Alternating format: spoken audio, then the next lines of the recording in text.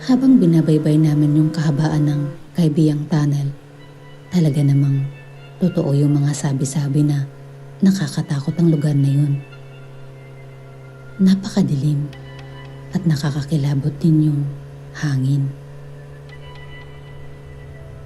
Medyo tinablan na din ako ng takot noon.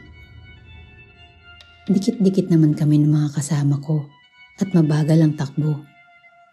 Lagi din kaming nagbubusina para magpakita ng respeto sa lugar.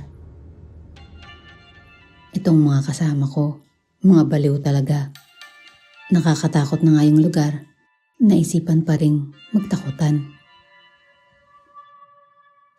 Maya-maya, yung motor ng isa naming kasama ay tumalo ng kadena. Mabuti na lang hindi naipit, kung hindi ay baka sumemplang siya.